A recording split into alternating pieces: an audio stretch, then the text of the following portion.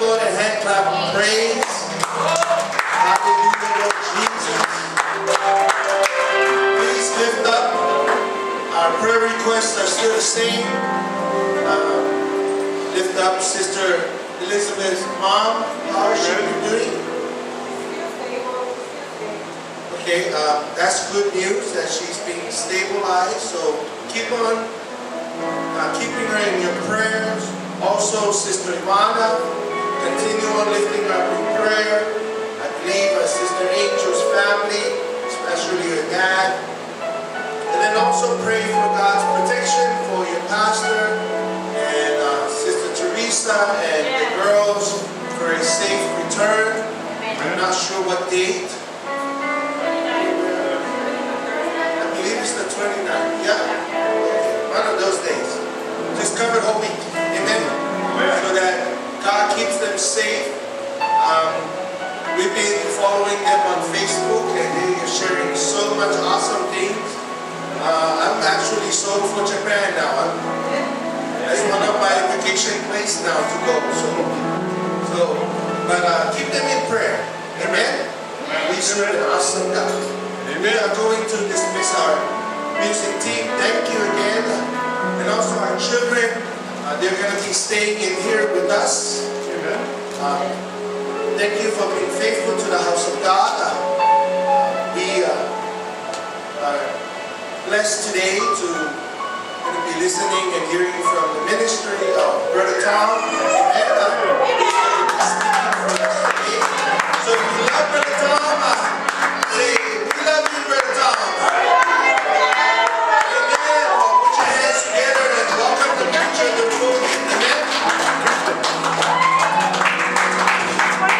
Isaiah, and then we go. I always think it's the 23rd. No. What in the world? Isaiah, then me. I always think it's the Praise the Lord, everybody.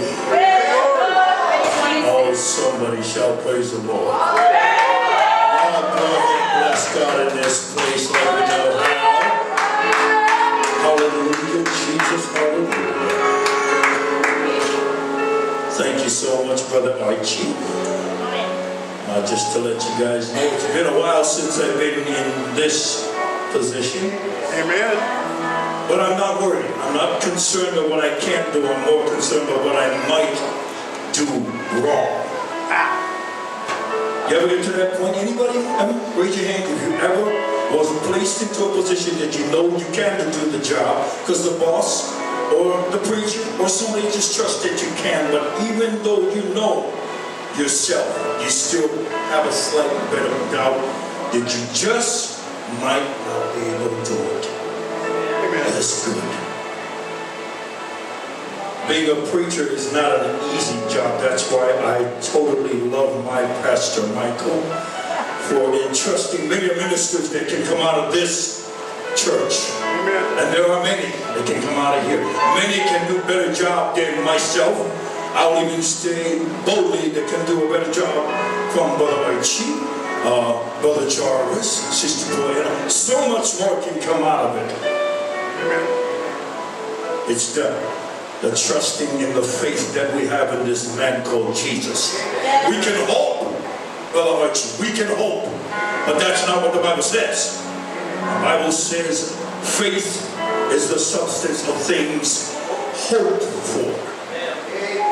We can hope all we want, but it makes no difference. It makes no change until we have faith.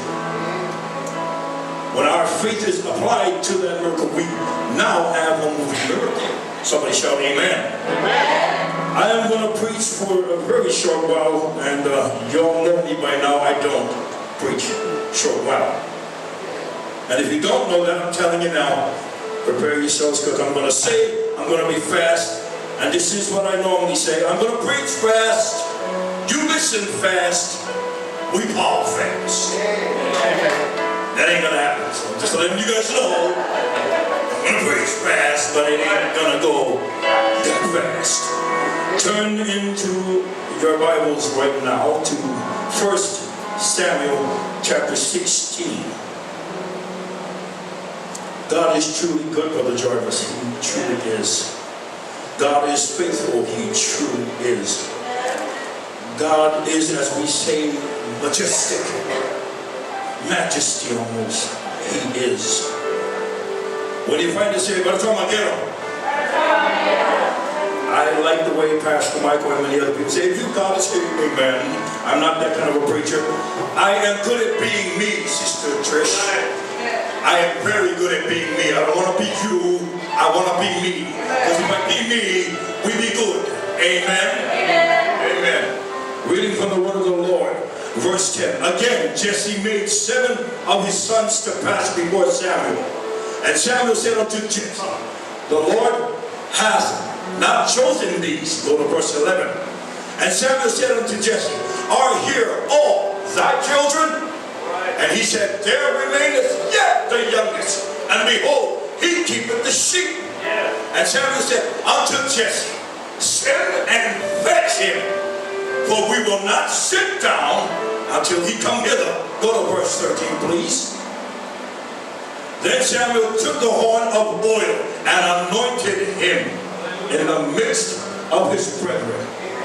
And the Spirit of the Lord came upon David from that day forward. And Samuel rose up and went to Ramah. Please go from 13 to 15.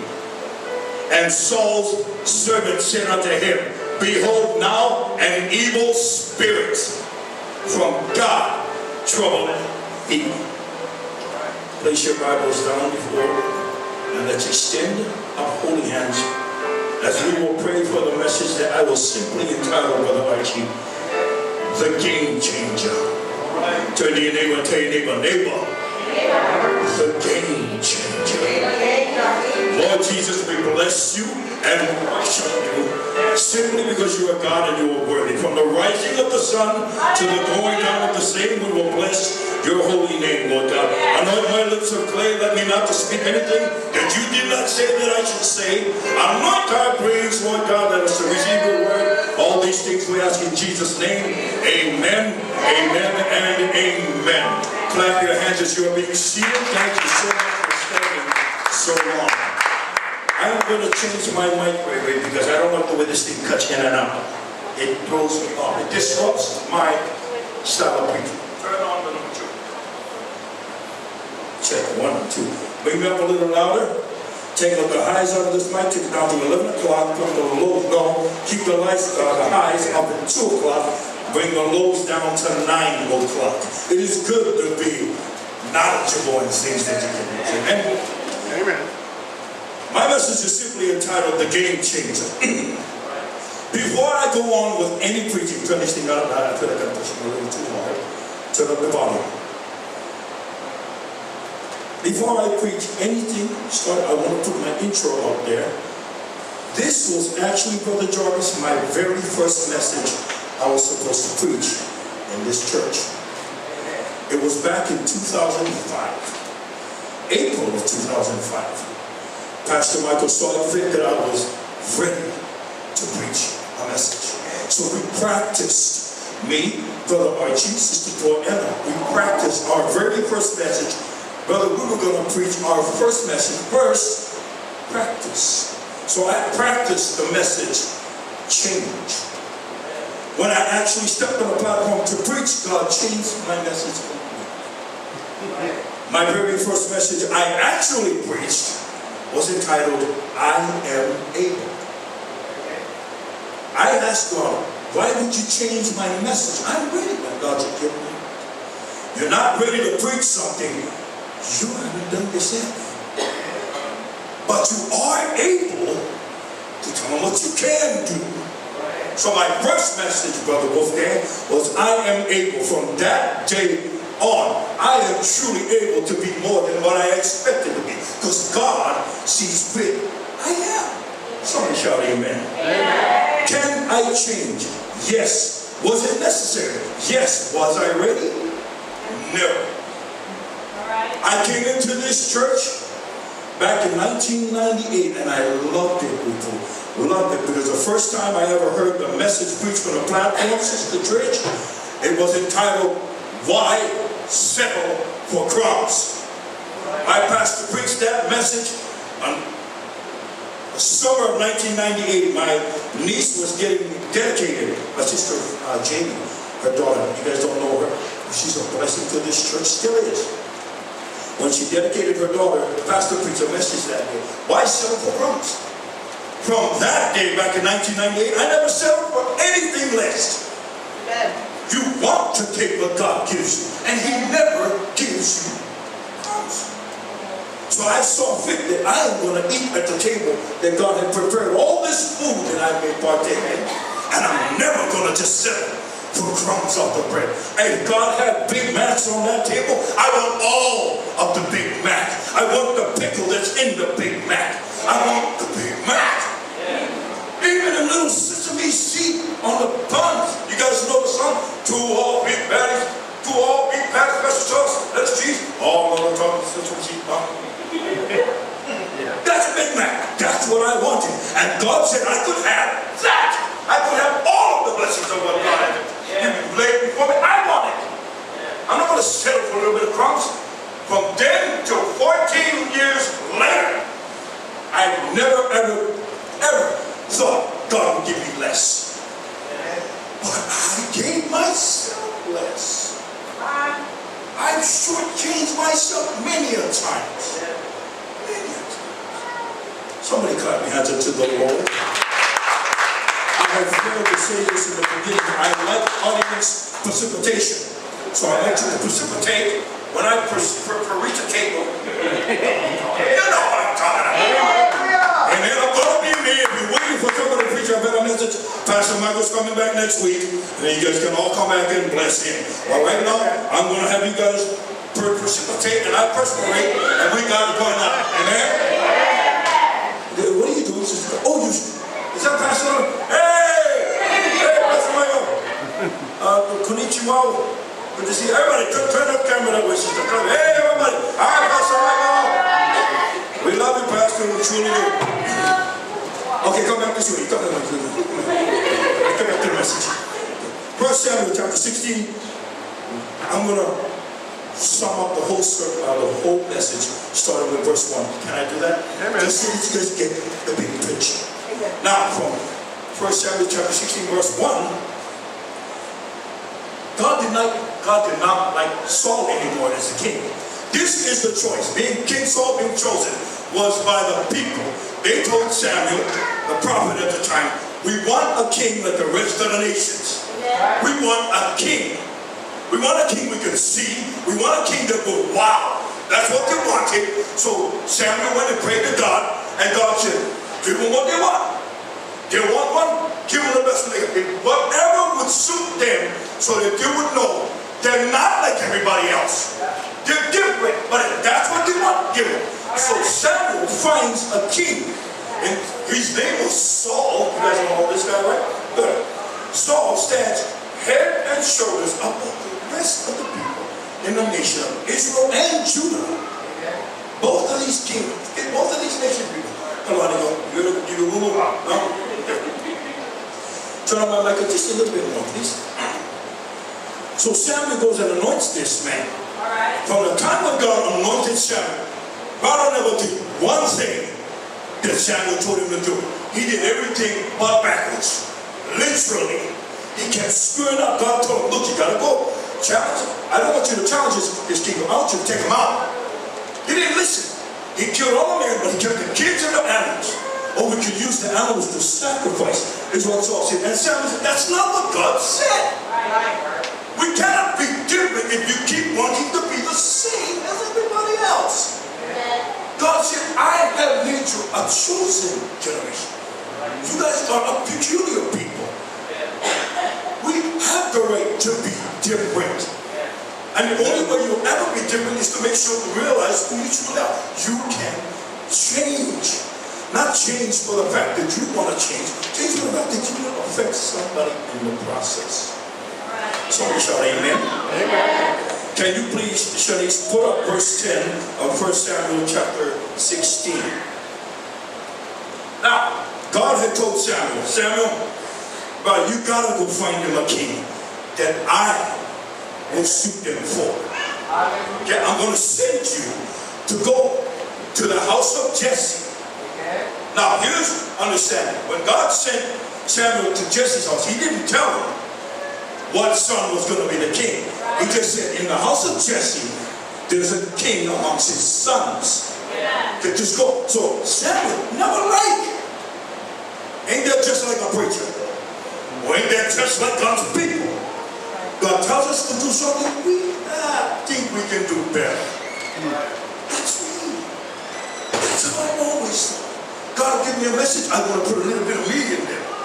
And God said, I like what you're doing, Tom. Sometimes you just do it my way. My way really works. I like how you say it, but I don't like the fact that you think you said it. Oh, that's a tongue brother, yeah? Everybody say, God bless Brother Tom. So verse 10, what happens? Verse 10 goes again. Again, Jesse made 7 of his sons to pass before Samuel. Here's understanding and also a call for revelation. All this time, Brother Archie, I've come to realize, I really have, I've come to understand, Sister Elizabeth, that Jesse had 8 sons. He only had 7. Now, here's the revelation. I've always thought Jesse had 8 sons when the Bible says it itself. Go to 1 Chronicles chapter 2. And let me find that Bible scripture for you. Chapter 2, verse 13. Now the reason why I'm saying this is I'm a 3rd generation Pentecostal, Brother Jarvis. My grandfather before us, right, Brother Roy? Our grandfather, Walter Naki, Pentecostal preacher. My father, J.T. Geronaki, Pentecostal preacher. I am a Pentecostal preacher. I am not like the first generations before me. The 2 before me, Grandpa Walter and my father James, Trinitarian Pentecostal. Just because you say you are does not mean you are. You are changed. You are different. I am apostolic Pentecostal. The difference is the Holy Trinity amongst the deity is not Holy Ghost, Word of God. It is personal conviction preached from men that learned it from mommy and daddy. Now, we have children. Who has kids? Raise your hands. You have children? We ought not to have our children walk like us, talk like us, act like us. They ought to be different. They ought to be changed, because the children, according to the Word of God, are arrows into the quiver of my pouch. That's what it says. So I am responsible not to have you act like me, Shiloh. I'm sorry. I am responsible to direct that arrow, aim it, that it goes further than where I am. My father and my grandmother, or my grandfather, Sister Catherine, beautiful preachers, wonderful, emotional preachers, emotional, very emotional. Yeah, Good enough. emotional. So it made me to realize, Brother Jarvis, I can hoop and holler with the rest of the Pentecostals. That's not why I was saved. That's not why I was changed. When they go, I can do the same thing. It did not make a lick on my back different. I know how they act because I've seen it done. That's not what changed me. Holy Ghost filled, see them in action. Trinitarian Pentecostals have Holy Ghost baptized in Jesus' name, going down in the watery grave. Trinitarian Pentecostals. God forgive us if we think we're so high and mighty that we cannot enter into that kind of church. You ought to make a difference when you walk. Oh, but I can only come here. This is where I need to be. I need over here. I need over here. And God is thinking, who told you that? Who told you only can do here? How come we? And now I'm talking to me. This is my message. God gave me this message from me. I'm just blessed to tell you. Amen. Amen. Praise God. Somebody shout, praise the Lord. Praise the Lord. Now, we ought not to have our children act like us. You ought to be different. JC, where's my girl? Hello, honey girl.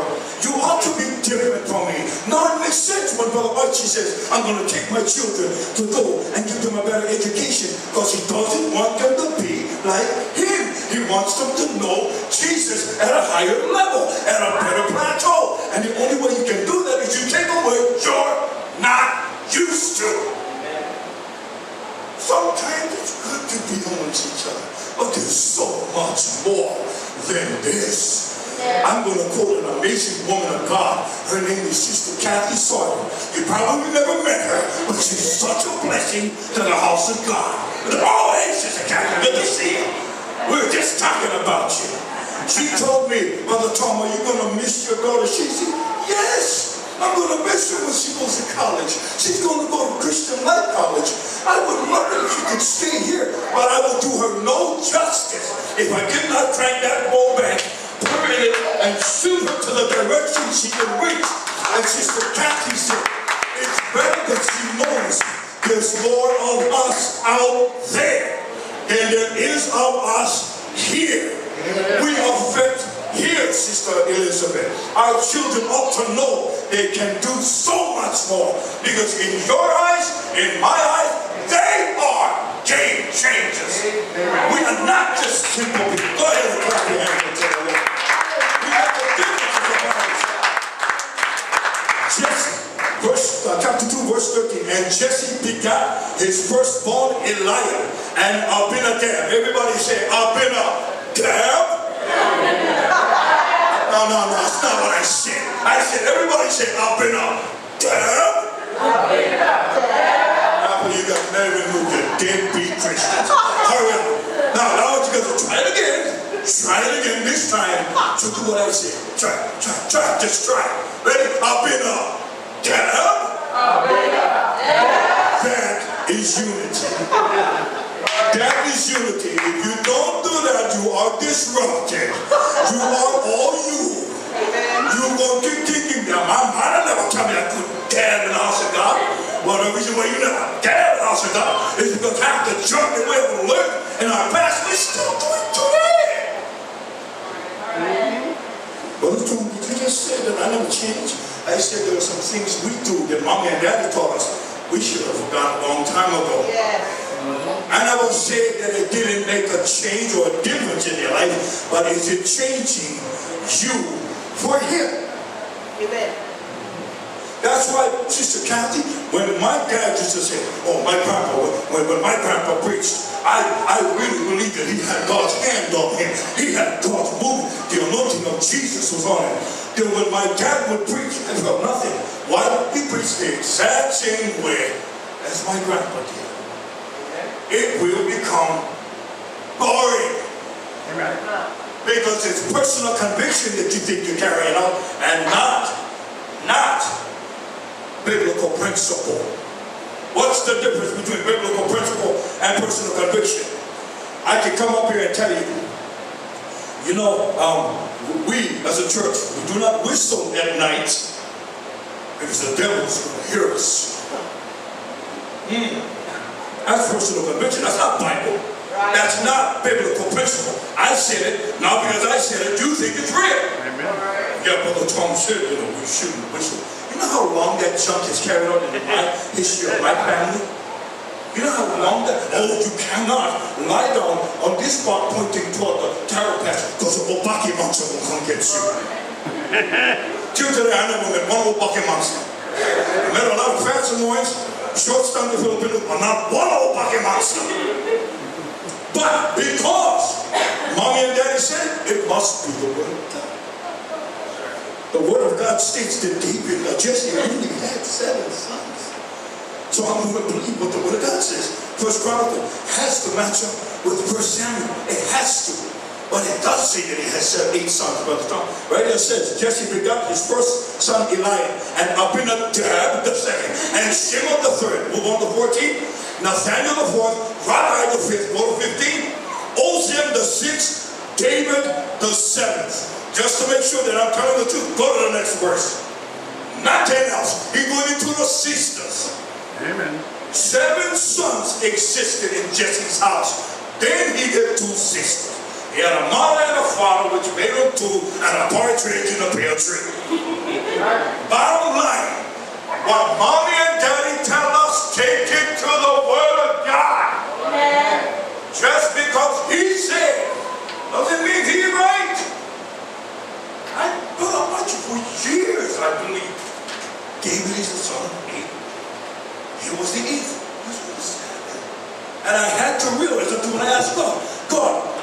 said, and God said, now you understand why I never like to preach this message in 2000 right. But you want to tell everybody a lie and you want to thought you were right. The word of God never contradicts itself. But the Bible says God is not a God that he should. Say that again. You got say it. God is not a God that he should. God is not a God that he should. You guys know the word of God. So when I say, if you was to go into a Trinitarian church, you would not be dismissive to what is preached. Your presence should change. It should change what? The presence of that Spirit in the building. Greater is he that is in me. Although my brother Tom, I'm sorry, brother Tom, I don't feel worthy. I don't feel strong enough. Then you're right. Don't go there if you don't feel strong enough. My mother used to say, the reason why I used to play music in the bars was that I may take the word of God to the bars. 12 years that happened, Sister Elizabeth, and for 12 years, never preached one word of God.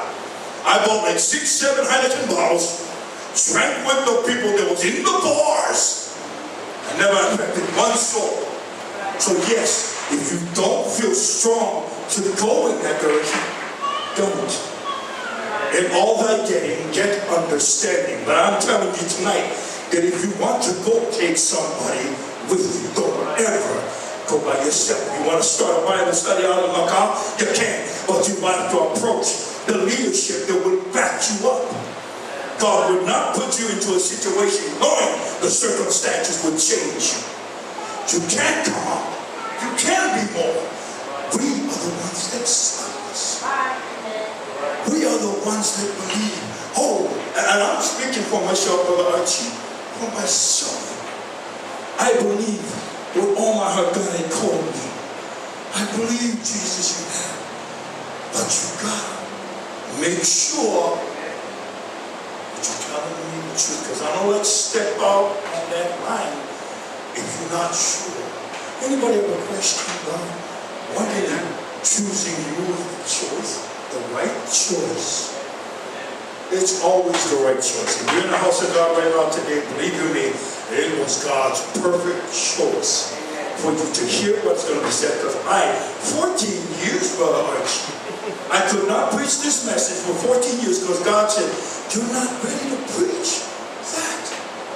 Preach what you know. I know me. So I know I'm able. Do you know yourself better than you know your neighbor? Yes. Yes, you do. You ought to. How come half the time we listen to our own neighbor? We always do. Somebody shout amen. Amen. Somebody say, Brother Tom preach. Brother Tom preach. Because it's making sense. Because when my pastor first preached the message that I got, sister, good to see you, sister. The first time I heard my pastor preach, I can honestly tell you, it made sense. The Word of God made sense. I understood it. So from that day on, I made sure that I would only speak what I understand. It will make no human beings. If I preach somebody else's technique, it would literally devastate my ministry. Tell your neighbor, you have a ministry. Brother Jarvis had a Bible study that he held on Tuesday. Powerful message. Powerful. God has a plan. What makes you think God changed it? God never changed the plan. You ever wonder why some people take a long time to hear the words of God? Because they're still here. I'm A1, guaranteed, no guarantee. Right off the shelf. 100% grade A. Would hear my voice and say, that's God. I'm so glad that when God tells me, hey, do it, shut up.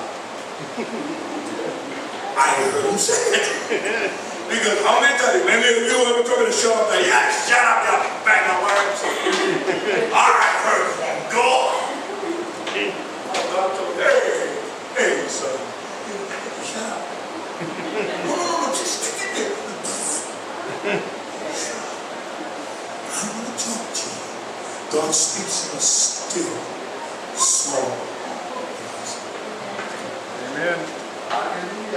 Oh, up to God. I heard a lot of you quote the same Bible scripture I quoted. That means you changed. That means you're making a difference. That means when you come to the house of God, you do believe you are worth because God said you are. God said, oh, you know God said I am.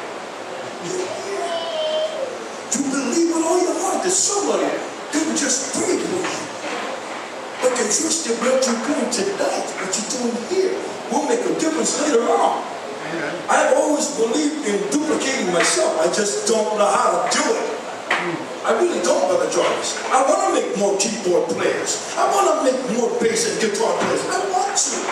I don't know how to do it. So what do? I come to the house of God and learn. The knowledge of truth is more than just for the Word of God. The Word of God is not just to be changed. What we think we change, it's more. It's so much more. Brother Conyers once said it. Don't ever set down your standards so somebody else can pick them up for you. You are so much more than a standard.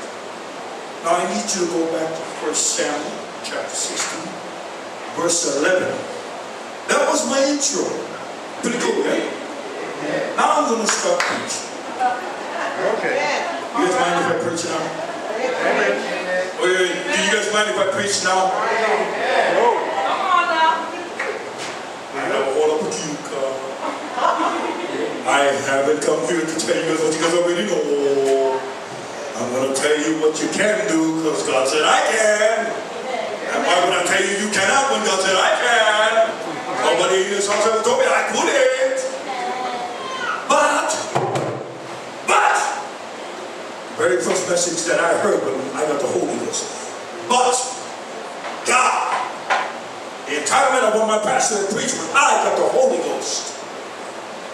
Now, I've been a Pentecostal, third generation Pentecostal. Never had any problem with being Pentecostal until Pentecostal started to affect me. Until being Pentecostal meant there is an actual experience. Holy Ghost given. Pentecostal does not mean you receive Holy Ghost. It's a holiday that's celebrated in the Bible. But on that holiday, many got the baptism of the Holy Ghost. Well, my Pentecostal experience came on that night. 1998, November, when I heard my pastor preach, but God, I have the Holy Ghost on that one, and my pastor said, isn't it awesome to know that God is just as I always knew he did. How come only now I can speak with tongues? I thought I did.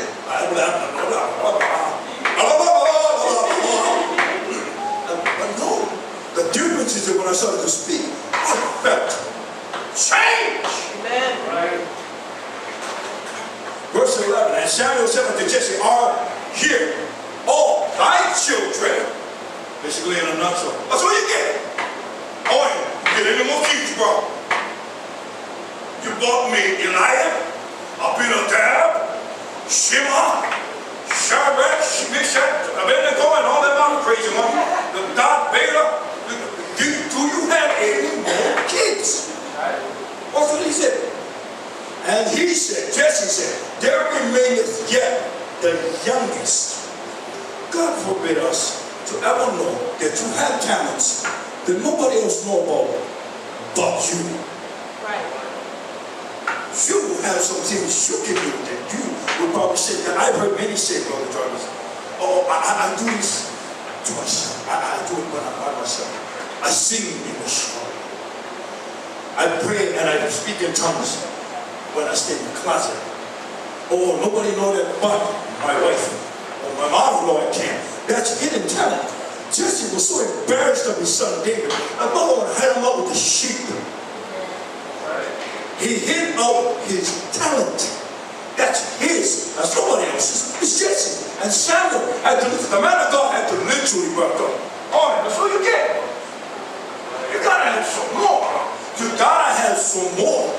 There's got to be more. That's not all you get, eh? No, you know what? Jesse only believed Eliab was enough to be the king. That's why he said, oh, come, look, my son, Eliab. Verse 6, no need to turn there. I will go fast. Real fast, can I tell you that about verse 6? Jesse told Samuel, look at my son, Eliab. Big, strong, pretty in the face. He looked like a good, strong man. The reason why Jesse said it, bro, was because Eliab would have been a good king that would have took over Saul's job. A big man. Because Saul was head and shoulders above the rest. Eliab did a chance. And he said, Samuel, this one you like. And then Samuel, oh, bro. What? Oh, hold on. How about up in the tail? Still get a chance. Maybe not 6 feet 8. How about 6 3? Oh, look. Handsome guy. He know how to dance. He give a future dance. Gonna come out in these things. How about that? Look at him up here. Yeah. And Jesse said the same thing. Well, I don't know. Not the one. Well, no. How about this one? Shama. Come on. Shama ding dong. Come on, bro. He's a part of our 60s. He can't trust Shama. And Samuel's, no. You can slowly see Jesse start to lose interest. Like, how the hell he's 3 strikes in a row? What about my big son? How about Nathaniel? Let's get down to some serious nitty-gritty. Maybe not Shama, maybe not up in a dam, maybe not Elijah. How about some English name? Nathaniel. Try that. Sorry, wine. Then I can hear Jesse. All right, Mr. Uso. Now you take it off. How about Hosea? No, how about Brother? Now, how about that? Let's get crazy. No? Oh. Samuel tells him straight up, you get any more boys? And Jesse had to surrender a talent he hid for years. The one thing that he never, I'm going to hurt somebody in this house. Please forgive me. Oh, please forgive me. I'm going to get hurt. God tell me, I know, Tom, you can play. You see you do it. I know, Tom, you have the movement of Pentecostal because you've been around it. I know, Tom, that you can do certain things that most 10, 12, 14, 15-year-olds couldn't do at that time, but you could. I know, but that's not what I want. I want what you don't want me to have. Give me change. I believe I can use the part you don't want and make the changes most people fear. I remember watching this movie a long time ago. The movie was entitled Blackula, the Polo Vampire. Yeah. Oh, it is as funny as it sounds. It really is. You know, Meuli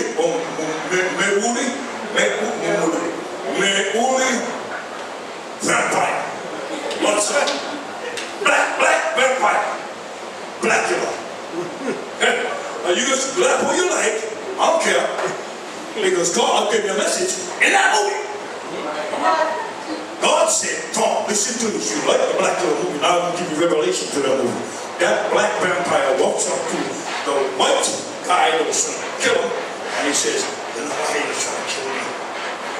Because humanity fears what they don't understand. And they hate what they fear. might as well pull a vampire, turn that to all together. Which we know ain't gonna ever happen on the normal way. But it did get a revelation. I got a message from God. We fear things we don't understand. And we hate what we fear. And God says, how would you give me that? And let me make you understand, you're not the only one that you heard of. There are many more just like you. Well, then go change them, God. Why are you talking to me? Why I gotta change? You say that many of them that act like me? Change that! Why you change me, God? Because I want you. I love you. Amen. I don't care what they say. I don't even care what they say about me. I want you, Elizabeth. I want you, Jarvis. I want you coming out here holding a cell phone looking at me. I want you. God said, I want you. You stopping me from getting you. Taking me. God said, I love you. Just give me that. But that's the hardest thing to surrender. Yes. You ever notice? You see a lot of people, you ever experienced this? You start to witness about God, or you're just in the house of God, or you're amongst the people of God, and you just want to bless Him, and you see somebody do this.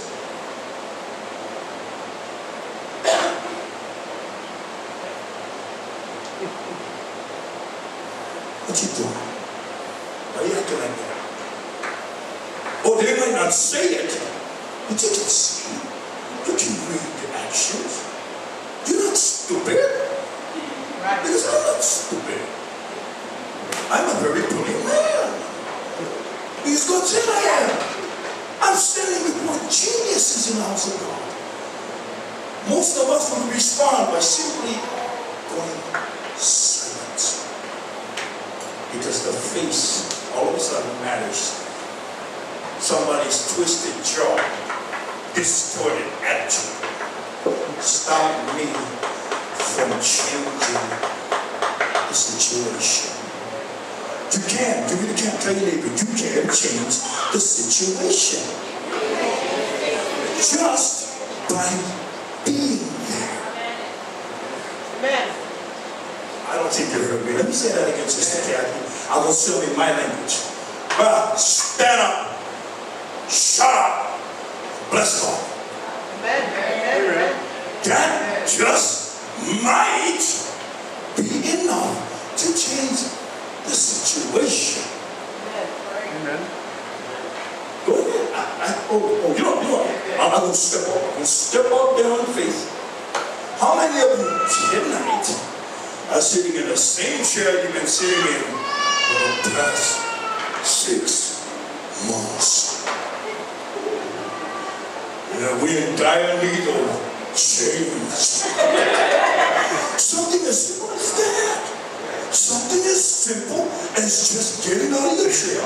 Because normally you're, hey, since I've been back for Lodge, that's where I've been sitting. And that's 4 years. There is a desperate need for change. Just because I belong there doesn't mean I belong there. I have yet to hear, Brother Archie told me this on Tuesday night. I said, oh my God, Brother Jarvis preached a powerful message on God has a plan. And then Brother Archie tells me, amen, what is next? Do you know what's next? You don't need to know everything. I don't need to know everything. All I know is God told me, hey, Kibble, it's not your message for 2005. Maybe 14 and a half years from now, you can go preach that message. But right now, just tell them what you're able to do, and then I'll make you possible to give. Amen. Amen. And now, 14 and a half years later, well, 14 years, 3-4 months, 8 seconds, God decided to tell me, you're ready. Am I ready? He said, yes. Thank you, Jesus. I can preach a message because you changed. You're not the same person you thought you were. And then you remain. Didn't you say this on Tuesday? Remain moldable. Pastor Michael said that. He told me that when I was going on for my license. And funny, he told the same thing, because why? It works. Why fix something that ain't broken? Remain moldable. Remain teachable. I was told that back in 2010, and now he's being told that 2000 now, and it's the same thing. Remain moldable. And then maybe you just might realize you're not up in a dab, up in a snap, or you're up in anything else. You are who you are, and God uses that. Amen? Amen. Shout out to the Lord with a voice of triumph, please. Jesus Christ. I told you about that message. You guys ready? Okay, don't move, because I put my glasses on to see. If I lift up my eyes, I can't see a single one of you. You're just one big blur, so stay where you are, so I can read. Verse 11, Revelation, don't hide any of your talents. You guys ever heard of that saying, a broken arrow never flies? You heard of that one, right? It's a good saying. It really does make a difference. You let kill your kids. Tell them they're worthless. You want to destroy a tree? Tell them it ain't going to come true. Come on. It'll kill that tree real fast. It'll put many, you ever wonder why we have certain things today still looks like the next generation just doing the same thing? A lot of people heard the negativity. A lot of people know. And you even hear them. You ever talk to somebody and they tell you, well, I don't know if I can. I don't know, I just like to. How many of you guys ever heard this one? How many of you guys? Show me your hands. I've heard somebody say, oh, if I ever walk into the house about the building on water. Yeah.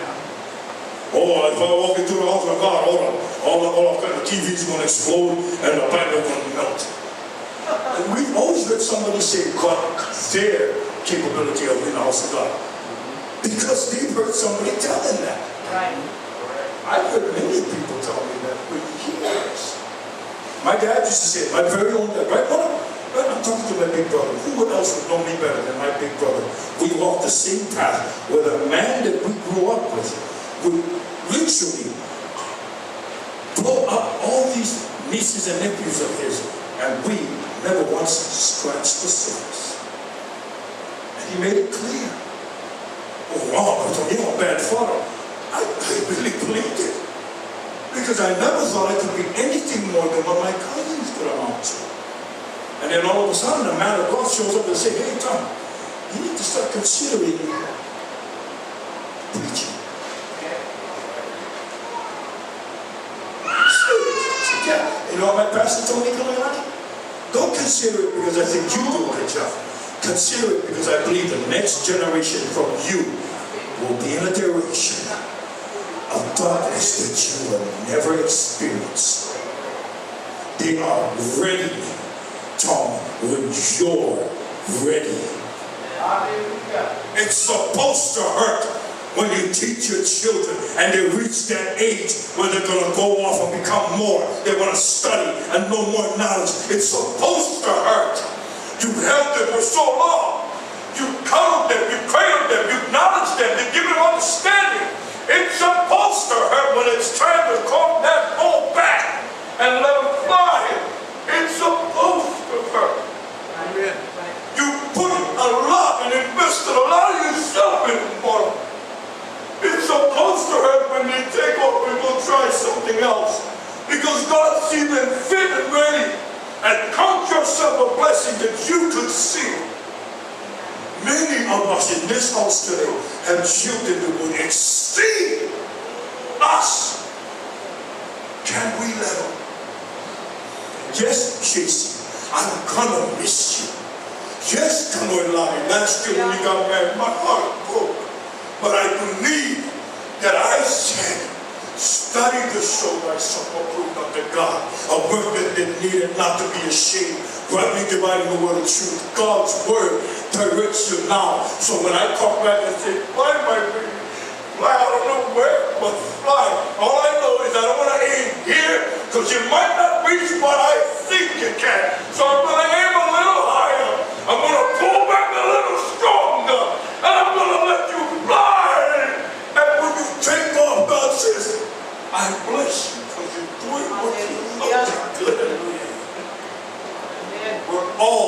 will experience a time of letting go. And I'm sorry, it's the most loneliest feeling because there's nobody else can tell you, I understand. Because it's the same pain. Yeah, we're all leaving. Yeah, they are leaving. Yeah, they did the growing up. But your kid is not my kid. And I didn't love your kid like how you love your kid. I love my kid the way I love my child. And it's supposed to hurt. So stop sucking your thumb and pushing out and think, oh dear God, why is this happening to me? And God is saying, because you can handle it. I didn't put you in that situation so you can wuss out. You have become more. You changed. And because you changed, you are now a game changer. Where you walk, you matter. When you place your foot down, you're not the only one doing it now. There are many behind you that follow, and they trust it when you're stepping in through. I didn't say they had faith in you. I said they trust you. Your faith is what makes them follow you. Does that make us God? No, it makes us human. I follow my pastor. I might not like everything he says, but I agree that it is for the kingdom. I don't have to tell him, oh, God, that sucks. I cannot believe you telling me to go talk to her and you want me to be holy. I can't believe you said that. And the man of God is responsible. I want you guys to watch it now. You see this little bump right here? You see this? Not much when you look at it. But if any of us were to stand up here, you can see just a little more. Now, if I stand down here, automatically Sister Annette's neck disappear. Okay? Because Sister Virginia's blocking your neck. Now, if I was to sit here, Sister Virginia is now Sister Annette. Because I cannot see Sister Annette. Now, if I sit over here, Sister Virginia is now the most handsome brother Carl I've ever met. Because I cannot see Brother Carl. It is my responsibility to know what I know here, but it's the man of God's responsibility to see things that I cannot. That's why he sees it on the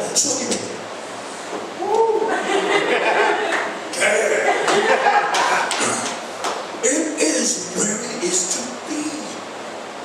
Tell your neighbor, I'm not the pastor. Pastor Michael's the pastor. Now I'm going to quote a wonderful character, Sister Kanani. Okay? A character by the name of Thumper. From Bambi. Okay? Beautiful character in Disney. You guys know this character. Thumper. The white rabbit, punk rabbit. Okay? He always gets something to say. You know, my this and my that. And the mama rabbit tells Thumper, Thumper, what did your daddy say?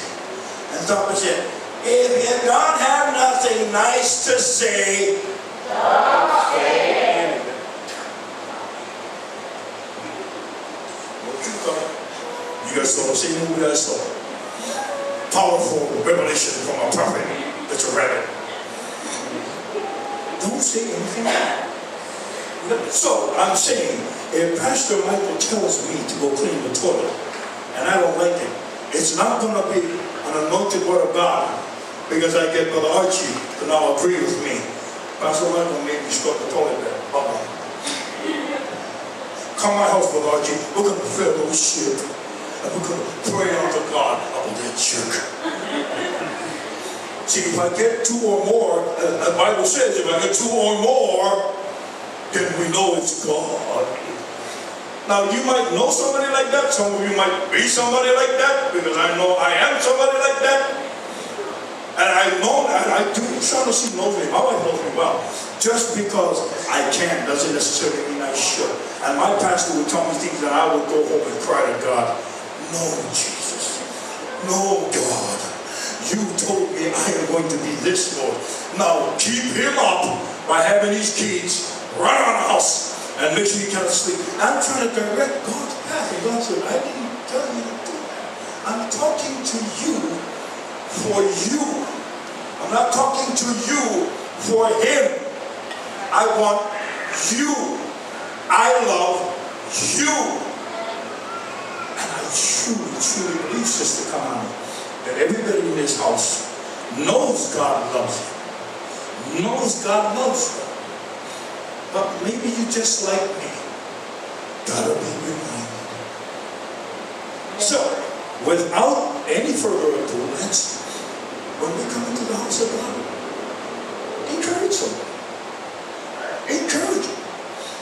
And if somebody asks you to go to the church and you know you're not strong enough, if somebody starts to preach to you about a doctrine you're not familiar with, you can be nice.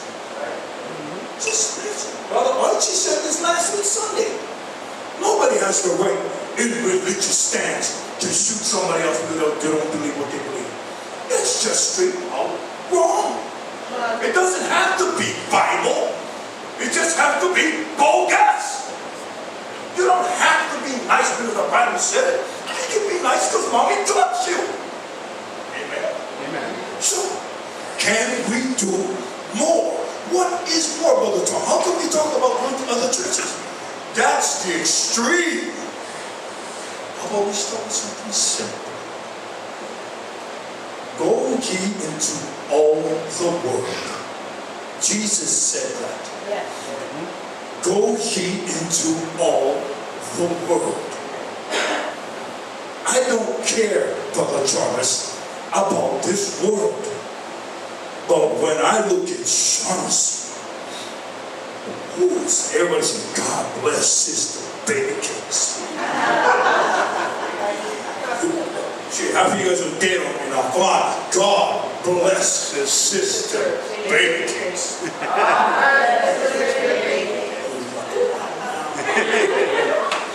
Hey, that's my wife. I can talk to her like that in my life. You don't like the idea? Well, talk to your own wife like that. The bottom line, my wife is my world. I'm going to go into a world that I am familiar with. Because in that world, Sister Kuchina, my wife matters. You'll be surprised what matters to my wife. Shanice, Shisa, Shyla, Sheree, Shaka Khan, Shaka Zulu, Shaquille O'Neal, Shawshank Redemption, Thomas Isaiah Camille. I wish I had that much kids. I'm older, God in heaven. Change. You see that world? Getting a little big now, that's just a moment. Well, guess what? In her world, which now she's my world, in her world, this one's got another planet. Which became her world. Revolving around the cosmos. And then they're going to have little planets that's going to be revolving in my house.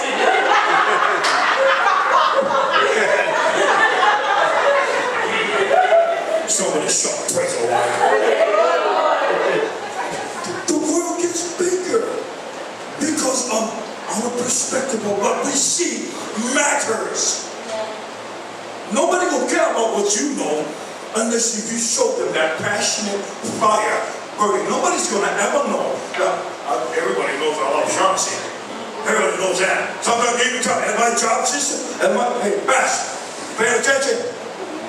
Hey, woman aside, not gonna let her go. Hey, now, my wife, at my job, everybody knows when I talk about my wife, I'm a drama and all super hot model, yeah. Oh, yeah. Small to the straight, super hot model, yeah. You're always quoting me, why I keep telling them. And I'm gonna tell them about their wife, I'm telling them about mine. Now, they're gonna know that, and what they're gonna know is that bottom line, oh, come on, married to Shaughnessy, so when they see Shaughnessy, ha! You Shaughnessy! It's a pleasure to finally meet you. That black guy over there will shut up. He keeps talking about you. And you can. That's why a lot of you, I've seen many, Brother Jarvis, I've seen many people in this community say, hey, you go to see church with Brother Jarvis? Say, oh, wonderful man, yeah, yes he is. They want to leave it at that. They don't want to go anymore. They just want to leave this a good man. But sometimes you even experience this. When somebody talks about, hey, you heard about Brother Archie? I said, yeah, they're waiting for either a positive saying that you do know or a negative reaction. they're going to want one or the other, the doubt or the faith. It's going to happen because that's what life presents. Right. Not this world, life. We will always want to talk good about somebody, but you will see that the response is one or the other. If you respond kindly and you say, oh yeah, you know, brother, it's such a wonderful man, and you see the response, you know you're going to make a difference if you stay and talk nice. That's not Bible. That's we've been born like that way. Somebody shout, praise the Lord. I'm almost done, so just give me a little bit more time. Is this good? Amen. It's awesome, isn't it? God just told me I'm a dummy, but I'm still loved, Brother Travis. He didn't say I wasn't worth. He didn't once ever tell. Pull it up again, please. 1 Samuel, chapter 16, verse 10. Not once did God ever tell any of David's brothers that they were not good people. He didn't once say that. He just said they weren't king material. That's it. So that means they are still worth something. They still have value. We just found out Jesse didn't value David. He didn't value him so much, he stuck him in the sheep of falling. Because the Bible says, pull up verse 12. Pull up verse 12. No, go back a verse 11. Did you go back?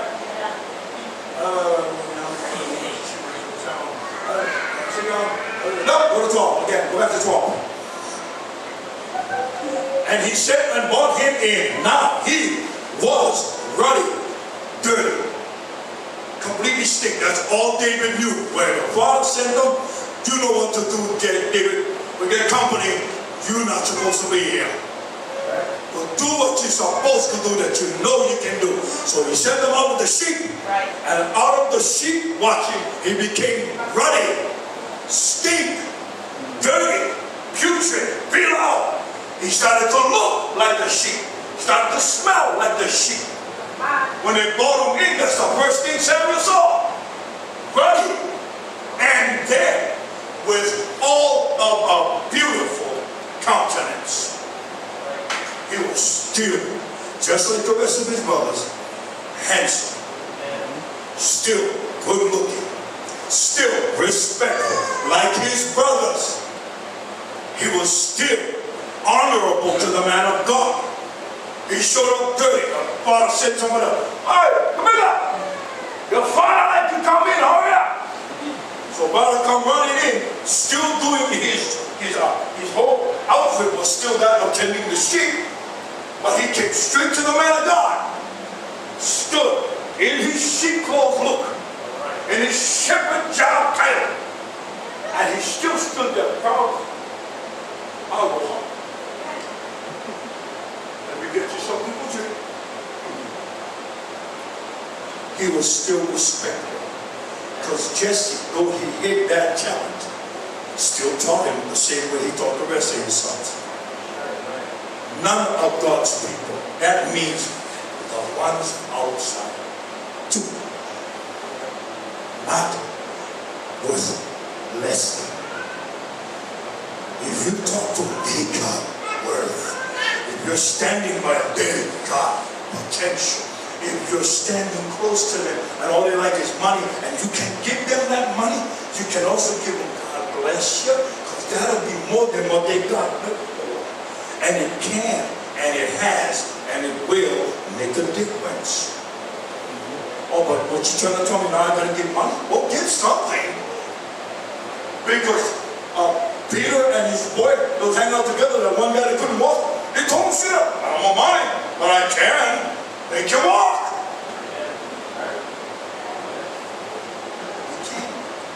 Who said that? My pastor never once told me I shouldn't be walking in another church. He told me if you can't handle it, go. There's a scripture verse that says, if you can handle being single, more power to you. But if you can't, go get married. That's the gist of it. I remember, now I'm going to say something that's going to hurt me more than it will you, but some of you guys might be saying, oh my God, Brother Tom, what? But just listen out and hear me. When I came to this truth, me and Charlotte had my first daughter, Naomi, out of wedlock. I know. What? I'm not Brother Tom, he's a man of God. Shut up. God saved me and saw me grateful to be that way. He never once told me I was going to be wrong. He never once told me I did wrong. He never once told David, Samuel, David, you're going to choose him as a king. Well, watch out, my brother's a whore among your chaser. They're going to screw somebody else's wife. God never told him that. God said, this is the king. Get potential. Why would God tell you something that you don't, because you wouldn't believe him if he did? You would not believe God, you would not believe the man of God, you would not believe anybody that told you you have such wonderful potential. If you stop spreading your legs, he might be wrong to say it. Why would you follow that man of God? Why would you listen to that word of God? Why would you believe that that's what God would say? So you tell them what you know. You are worth. There is so much more. Brother Roy, you're right. Brother Jarvis, God bless my nephew.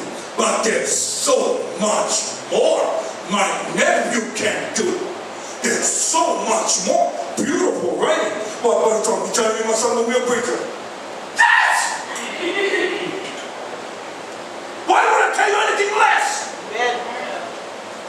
If I say my nephew Travis has the ability to be the man of God that most people would never expect, I'm right. Come on, man.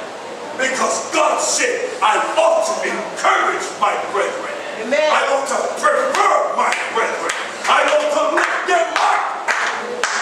Yeah, my nephew will be an excellent preacher. Amen. If you believe it, many of you know there's something God has in this house. Tell your neighbor, you are very much worth it. When God shed his blood on the cross, when he shed it on the cross, he did not once say, oh my God, Lord, I cannot believe in 2018, go get one girl by the name of Sheree. They're not going to, he didn't say that. He bled for this world, and the last word out of his mouth was, it is finished. He never once said that somebody was going to be not worth his time or his shedding. It is worth all of it. Go to verse, what is this? The wise anointing for this is verse 13. Go to verse 13. Then Samuel took the horn of oil and anointed him in the midst of his brethren. For a long time I've been asking God, why would you want to anoint this man in the front of his brothers? Your family would know and believe that you have changed when they recognize the change. I used to have many people tell me, hey brother Joe, I remember you, bro. We used to drink Heineken bottles together. We used to play music together. We used to connect computer together. I remember, Brother Tom, when you had your hand on that elephant, so call it, and the elephant was dragging you down the road. Now, do you remember that? I remember that. Oh, I never have an elephant to call it. And it's going to extreme to know that people remember you for who you was. Amen? How many times you ever had somebody tell you? I had my neighbor tell me about you, bro. Come on. Yeah, I remember your brother Roy. Your brother Roy, right? Roy Naki, right? The military soldier man, right? I remember, Tom, your brother Roy used to go rappelling off the side of the canal. The 30-foot truck, your brother used to tie himself up the rope and rappel off the side like a crazy man. Tell your brother, I remember that. And I told my neighbor, I'm glad you remember it. Because my brother's rappelling so high now, brother. so much more. He had taught me that it is possible to physically repel in life. That he can also teach me later on in life that I can repel when the world says I can't. My wife always hears this. Many people, oh my God, is that your husband, Sister Shaughnessy? Oh my God, is that your husband, Sister Shaughnessy?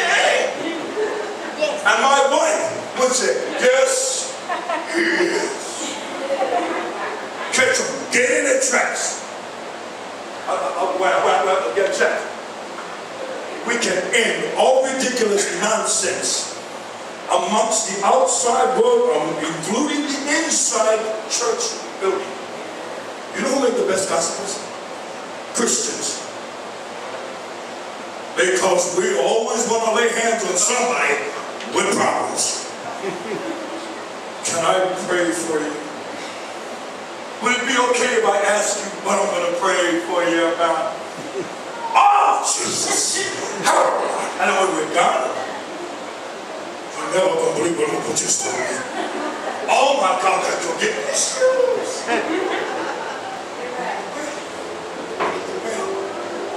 Come to my house so we can gossip. Fellowship. I know you guys know what I'm talking about. Please don't stand there and give me like crazy, because I am. I'm as crazy to realize that if God told me I could preach a message 14 years later on something that he gave me back in 2005, I believe that anybody can change. I believe anybody can learn out. But oh my God, it took 14 years for me to realize change is necessary. Here's how necessary it is, Shaughnessy. Shaughnessy, go to verse 15. I'm sorry, go back to 14. Let me just, I have a tendency to get excited and I want to jump around. So I want to stay with me. You guys got me? Okay, verse 14. Can somebody read that for me? Read verse 14 from the beginning, please. But the Spirit of the Lord departed from Saul, and an evil spirit from the Lord troubled him. Saul no longer anointed by God, because Samuel did his job. And all he did was what God told him. God never told him to go over there and tell him what David was going to be. God did not tell Samuel to tell Jesse who was going to be. He didn't say that. He just said, Samuel, go to the house of Jesse. That's all Samuel did. He did exactly what God told him. After all of that was said and done, God removed his hand off of Saul and placed it on David. Two things happened in verse 13. Two, David was anointed king. Here's revelation. Whatever God said that you are, you gotta make sure there's a confirmation with the man of God. The pastor ought to hear your calling. Pastor Michael is responsible to see your calling. It is his responsibility, not mine. So please look up to me and tell me, Brother Tom, we're going to talk so that now the two of us are in agreement. God is anointing this decision. No, I am not the man of God for this church. There is a fivefold ministry that we follow. And he gave some apostles and some prophets and some evangelists and some pastors and teachers. This is the fivefold order we follow. Pastor Michael is the ring finger on the hand of God. Pastor Michael, the pastor's job is to wed the church to Christ. Brother Tom is just given the opportunity to preach. And I'm going to tell you what I know, because I can't preach it like an ape, and I'm not going to say anything that God didn't tell me to. I'm responsible to read you the Word of God. Do I have that right to do? Yes, my pastor said, Tom, you're responsible for that. He said the same thing to Jarvis, same thing to Brotherton, and the next pastor that comes into this building, the pastor feels is necessary to bring forth the Word of God. Well, no, because Pastor Michael has that vision. Every church has a pastor, and it is not any one of our decisions to say we can say other than. And I'm speaking directly to me. God has an anointing. That's why he does it. But revelation from this scripture is you will, if you do not use your talent, if you do not recognize your calling, you will be passed up. It can be taken away. He took Saul's anointing and put his anointing on David. He did not put Saul's anointing. He took Saul's anointing, his hand, God's hand on Saul, took it off and put his hand on David. This is my choice. That's what you wanted, so I blessed it. But that's what happened when you get what you want, and I get what I gave you because you needed it. So I'm going to give you what I want. David, go to verse 15. Saul knew his hand was no longer, God's hand was no longer on him, because his people, his own people, and Saul's servant said unto him, behold, now an evil spirit from God troubles thee. I am a strong, firm believer in this, and I'm coming to a close. God never, ever lick his kids. Never. I used to hear many preachers say, and I said it too. You don't do what God tells you, you don't get the wrath of God's hand. And I was wrong to say that. God find me guilty, and I am so sorry that that's what I thought. That's not what God does. God never licks his kids. Never did. You know when God get mad, you know what he do? He go quiet. He don't talk. And when God doesn't talk, you'd be surprised what we hear. Saul's servants knew right off the back, you're not anointed anymore, bro. Now what we going to do? What is the game changer here?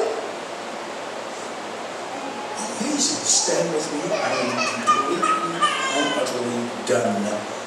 Thank you so much, Andy, for letting me to bring forth the word of God to you. Amen. Because we are not the same as the rest of this world. Amen. We are completely different. We are completely changed. We are who God has called us to be. Amen.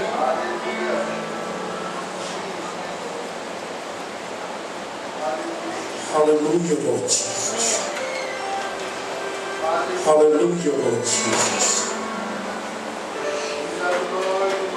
My God, we bless you. My God, we worship you. My God, you saw worth in me, nobody else saw worth. My God, my eyes see another person, brother so-and-so, sister so-and-so has worth. Right now, family, right now, church. Somebody weighs heavy on your heart that you feel you want them to feel this presence of God. Go ahead and pray for them. Lift them up. And if you don't have anybody you want to pray for yourself. Because God has so much worth in you, so much worth in me, so much worth in the person that we're thinking about, so much worth in the world we surround ourselves with. This is my community, Brother Roy, and they are my people. We need a God. We need God. We need a supernatural change that only God can do. I can only do what I think I can do, but I'm so much more. We can only do what we think we can do, but we're so much more. There's so much more. We're not just pew warmers. We're so much more. We are preachers. We are teachers. We are instructors. To be a good leader, my mom used to say, be a great Father work. Hallelujah. I am so much Pentecostal Avoida. We are so much more. Hallelujah. Glory, Hallelujah. glory. We love you, Jesus. Sing unto the Lord. Hallelujah. Waymaker, miracle, Promise keeper, light in the darkness, my God, that is who you are. hallelujah, Jesus. Waymaker, miracle worker, promise keeper, We need you, light Jesus. in the darkness, my We God, need you, that Jesus. is who you are. Sing it again. Waymaker, Lord Jesus, we pray right now, God, promise keeper, light in the darkness, let us to take what we have, Lord, that is who you are. and expand it, Father, to you, the author and the finisher of my faith. Waymaker, miracle worker, promise keeper, light in the darkness, my God, that is who you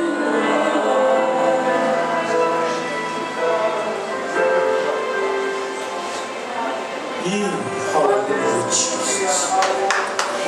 Hallelujah, Jesus. Thank you so much, family. Thank you so much. Thank you, Jesus. I will turn this mic over to the assistant pastor, Brother Archie.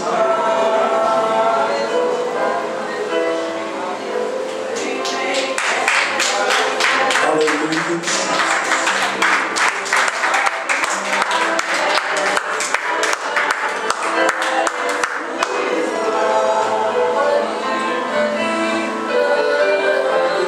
Jesus.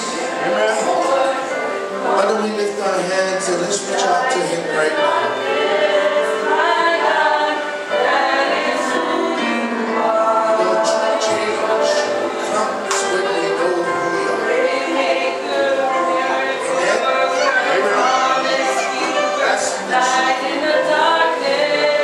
It's never about changing anybody. Change comes when we know who we are. Amen. And this God that we serve always comes after you. And when you allow Him to change you, then things are going to start becoming more and more and more in your life. Amen. He talks to you more than He talks to you about anybody else. Amen. Try it. God doesn't talk to you about anybody else. He talks to you about you. Amen. Because if you know who you are in Him, and you realize that you can do so much more, amen, then you can discover some of the most powerful things and secrets that God has in creating all of this. Amen. Because salvation starts with you. Amen. It doesn't start with anybody else. It starts with you. Amen. That's why the Word of God says, let everyone work out their own salvation. Amen. The Word of God has been laid out, and you have so much more. Thank you very much, Brother Tom. Why don't we give the Lord a hand clap of praise?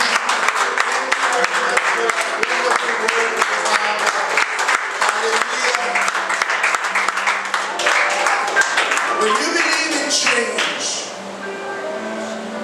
then that's one of the things that we have to really, really trust. Because it's hard. Nobody likes change. Amen. But you know, Because if you can change, then God can allow so much things in you. Amen. What a powerful message. Took about 14 years and some, but God knows the right time for the right message to be preached at the right time. And that's because of the change that we need to go through. Amen. Let's worship Him. Let's lift our hands.